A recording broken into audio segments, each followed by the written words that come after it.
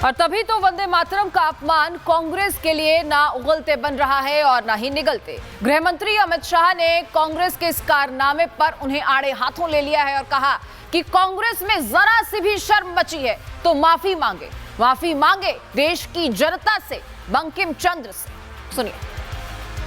सोनिया जी, 140 करोड़ की जनता आपको देख रही है। आपके द्वारा किया गया ये पाप इस देश की जनता कभी माफ नहीं करेगी, कभी माफ नहीं करेगी। कोई स्वप्न में भी कैसे सोच सकता है कि वंदे मातरम उसका गान अधूरा छोड़ दिया जाए? कांग्रेसियों को शर्म आनी चाहिए, और जरा भी शर्म बची है तो दो हाथ जोड़कर बंकिम बाबू की अमर आत्मा से और देश की जनता से माफी मांगनी चाहिए। और बीजेपी सांसद और पूर्व केंद्रीय मंत्री रविशंकर प्रसाद ने भी कांग्रेस के इस रवैये की निंदा की है और कहा है कि वंदे मातरम के कारण कांग्रेस का वोट बैंक खराब होगा, वो इसीलिए ये सब करते हैं। तो ये कांग्रेस की सच्चाई है, क्योंकि वंदे मातरम के कारण कुछ न कुछ उनका वोट गड़बड़ाएगा, इसीलिए ये सब करती हैं। और तो और संसद में कांग्रेस की सहयोगी होने का दम भरने वाली समाजवादी पार्टी ने भी वंदे मातरम विवाद में कांग्रेस से किनारा कर लिया है। अयोध्या सांसद अवधेश प्रसाद ने राष्ट्रगीत का सम्मान करने की बात की और कहा कि राष्ट्रगीत देश का सम्मान है। जहाँ तक राष्ट्रगीत का सवाल है, ये राष्ट्रगीत राष्ट्र का सम्मान है और सभी देवतुल्य देशवासी बड़े सम्मान के साथ तिरंगा झंडा का सम्मान करते हैं और राष्ट्रगीत का सम्मान करते हैं।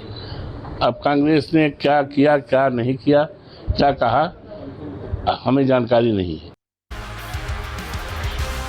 अब देखिए, भले ही साथियों ने किनारा कर लिया हो, लेकिन कांग्रेस फिर भी कहां मानने वाली है, क्योंकि एक तो चोरी, ऊपर से सीना जोरी। कोई कांग्रेस के नेताओं से पूछे, क्योंकि वंदे मातरम का अपमान कर माफी मांगने के बजाय कांग्रेस नेता अब ज्ञान बखारने में लग गए हैं। सन 1947 में ये हुआ था, 1937 में ये हुआ था, भाई हमने तो आजादी से पहले 2 छंद अपनाए थे।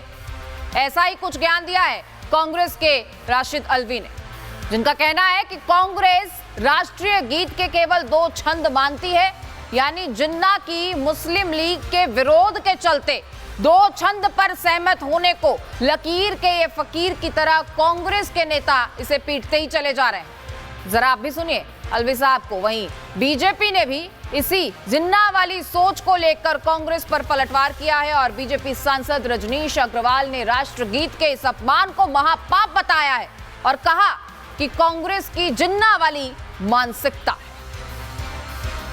सोनिया गांधी जितनी पैट्रियोटिक हैं, जितनी देश से प्यार करती हैं, भारतीय जनता पार्टी के अंदर उनके मुकाबले का एक भी नेता नहीं है।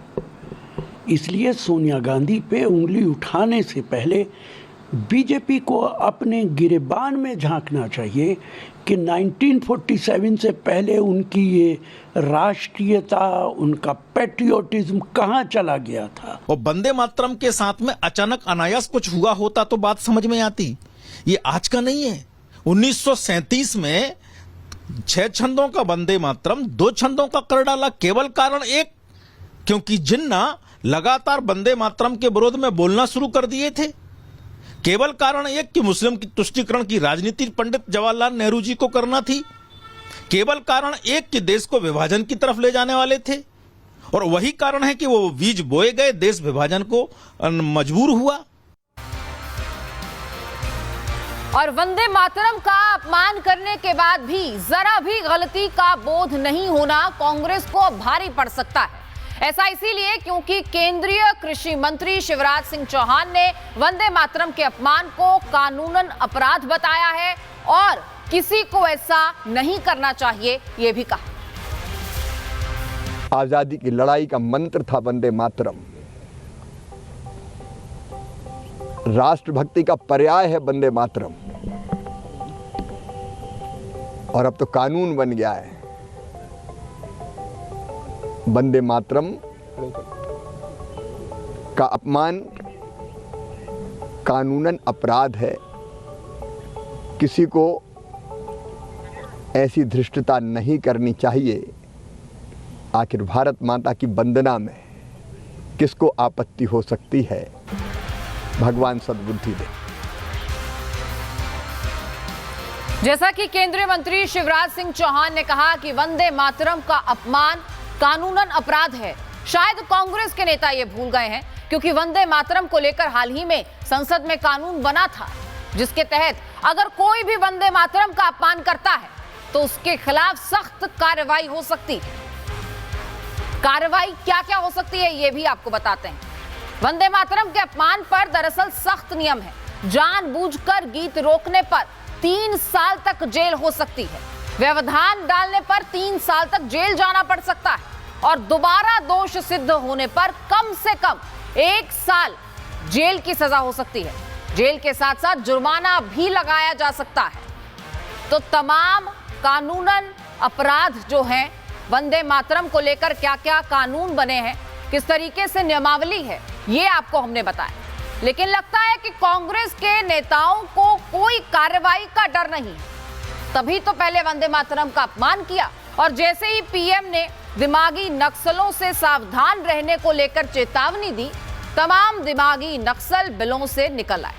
ऐसा ही एक दिमागी नक्सल है पी चिदम्बरम, जिन्होंने कांग्रेस के सामने एक और मुसीबत को दावत दे दी। और वो कैसे, आइए देखते हैं।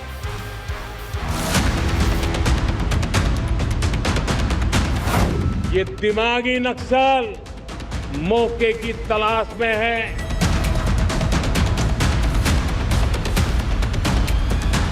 आपने एक कहावत सुनी होगी, जब मुसीबत आती है तो अक्ल पर पत्थर पड़ जाते हैं। शायद आज की कांग्रेस और उसके नेताओं के साथ ये बिल्कुल फिट बैठती है, क्योंकि पहले विदेश नीति का उपहास, फिर महिला सम्मान किया तार-तार, फिर वंदे मातरम गाने तक से इनकार, और अब दिमागी नक्सली होने पर गर्व का भाव। आखिर देश की ग्रैंड ओल्ड पार्टी को हो क्या गया है? अब तो सवाल उठने लगे हैं कि क्या ये वही कांग्रेस है जिसने देश पर 60 साल शासन किया? क्या ये वही कांग्रेस है जिसने देश की आजादी की लड़ाई का नेतृत्व किया? क्योंकि आजकल उनके कारनामे ही कुछ ऐसे हैं।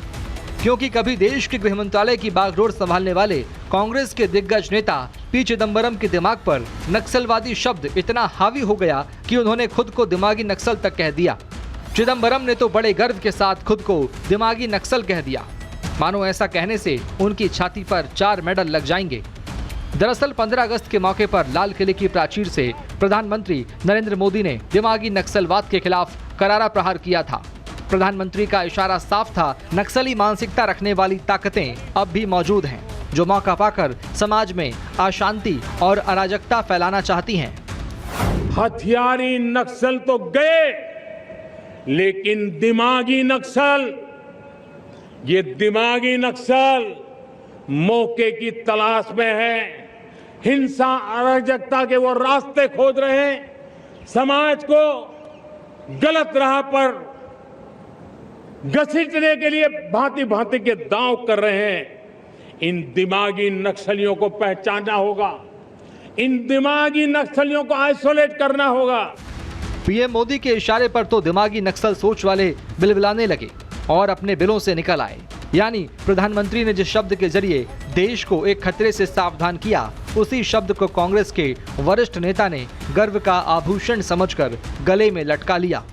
Bureau report, Republic Bharat.